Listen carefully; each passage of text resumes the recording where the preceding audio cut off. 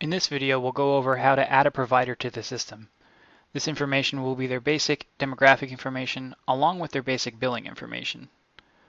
On top of this, we'll be walking through how to set up columns in the schedule, columns in the appointment book for this provider, as well as the availability for those columns. Let's get started by clicking the Next button. First, the provider is assigned a number. This is associated with the program and done automatically, so you don't have to worry about it. Click Next. Here we have the Deactivate Provider button. If a provider is no longer with your office, you can deactivate them from here so they're no longer accessible in the system. A provider can, of course, always be reactivated by assigning them a business. Go ahead and click Next. Here we have a business dropdown. In TPS, a provider must be associated with a business. Here we only have one business, so they'll be associated with Chiropractic Time. Go ahead and click Next. A facility is optional and can be selected by clicking on the binocular icon, which brings up a list of your facilities. You can then select from that list which facility you would like to associate this provider with. If necessary, this is typically the information that will go in box 32 of a HCFA form. Go ahead and click Next. Here we can assign a title to the doctor or provider if necessary. Click Next. Here we enter in the first name of the provider, their last name,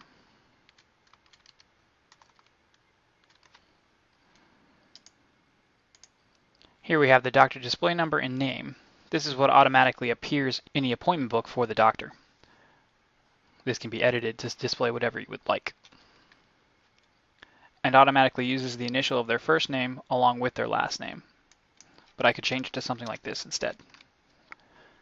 Go ahead and click Next. Here we have credentials if you'd like to list them. Note that this information can be required by certain billing protocols, so make sure you fill it out if necessary. Click Next. Here we have the provider's address line 1 and 2. This information is mostly for personal records and can be restricted to certain users if necessary and is not typically used in any billing if at all. Go ahead and click Next, where you can fill out the city, state, and zip, and their home phone number. Here we have a drop-down for provider type. Currently there are no provider types entered, but they can be entered at a later time through the registry, and we will go over that at a later time. Click Next. Here we have the Print Fee Slips checkbox. In TPS, you have the option to automatically print fee slips when checking patients in. This can be decided automatically for all this provider's patients when they're checked in the appointment book, or this decision can be made on a per patient basis if necessary. Please click Next. Here we have the Duplicate Soap Notes checkbox. When checked on, this will duplicate soap notes created in TPS from previous patient visits, allowing you to make minor adjustments for each new patient visit. This is a time-saving feature in the program. Go ahead and click Next. Here we have the Social Security number if required for certain billing purposes.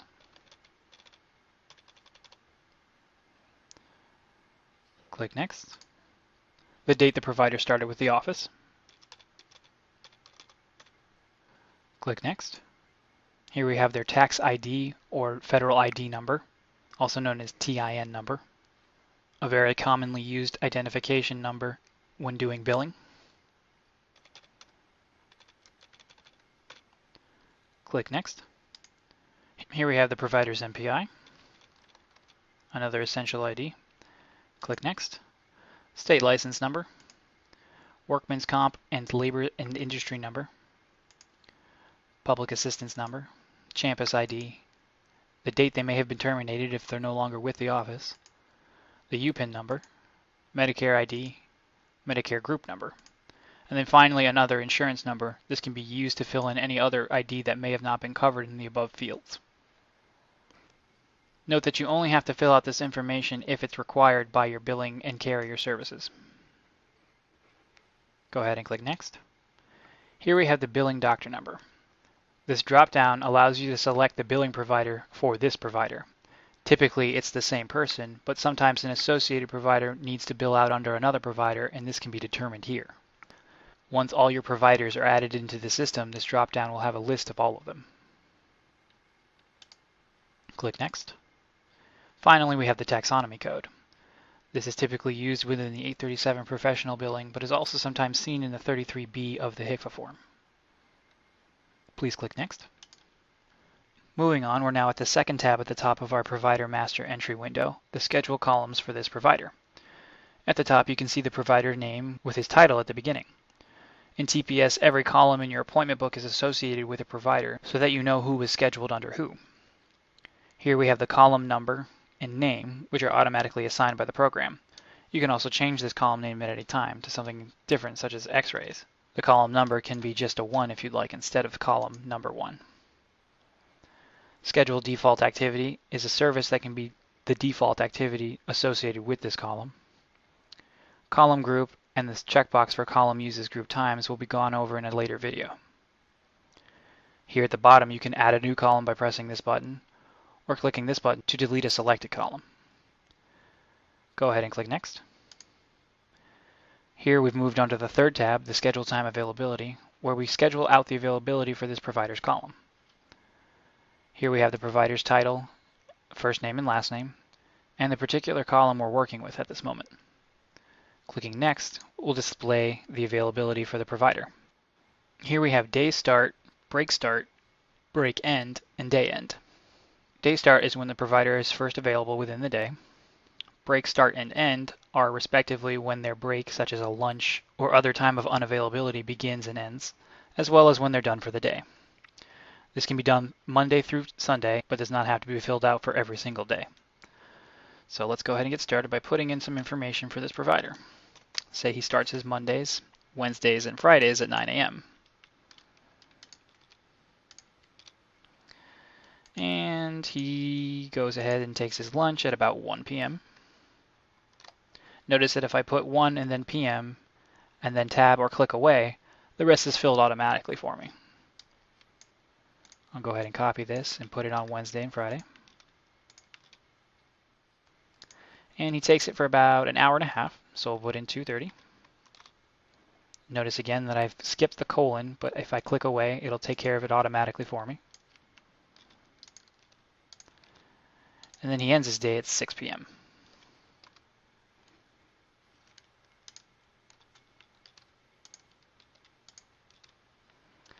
On Tuesdays, he comes in a little later, such as, let's say 11 a.m. And he leaves a little early without taking a lunch. Let's go ahead and say 3 p.m. He takes Thursdays off, and he comes in Saturday for a brief time from 12 p.m. again to 3 p.m. It's very important that you make sure you put your AMs and PMs in the correct locations, otherwise the scheduling column will not properly format. Below the availability section, we have 2 radio buttons, these little circles that you can click. The first one is Apply Schedule only to this column. If clicked, what this does is it'll apply the availability that we see before us only to the selected column that is located above here. If we click Apply Schedule to all columns and/or units for this provider, regardless of the selected column up here, if it's associated with Dr. Joe, it's going to get applied to all those columns. So if the provider is going to be in at the same time every single day and leave at the same time every single day, regardless of the column you've set up for him, you can go ahead and use this as a time-saving feature. If, let's say, he only does X-rays or exams on a certain day and you've set up a column for that specific time, you may want to apply a specific availability to that column. Down here we have the start and end date of this availability. In TPS, you can schedule availability out to 2 years in advance. Although depending on the speed and strength of your computer, you may want to limit this to a few months or 6 months, as it can take a long time to schedule availability out that far. What we'll do is just do a few months in the future to, let's say, the end of December. And then we'll do it again at the beginning of this next year. Go ahead and click Next. Here we have the button where we actually apply the schedule to the column and the appointment book. Before you do this, you need to make sure that the appointment book is not being used anywhere within the office. Otherwise, you'll get an error stating that you need to shut down the program because the file is in use. Click Apply this schedule, and the program will quickly, or depending on how long it takes, not so quickly, go through and apply the schedule availability to the columns in the appointment book. Once finished, you get a message stating that this was done successfully. And if you need to, you can now create different availability schedules for a different time period by using this screen again. Clicking OK will close that window. Finally, we have this checkbox that says ignore manually entered unavailable slots during applying schedule. Later, we'll go over how to enter unavailable and/or break slots to the schedule.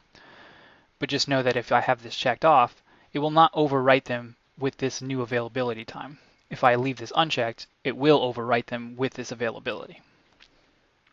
Go ahead and click Next. We're now finished adding the providers to the system. It's very possible you'll have a few more providers you want to add, and you can do so now if you'd like, or you can continue in the setup wizard by clicking No, and then proceeding to the next step.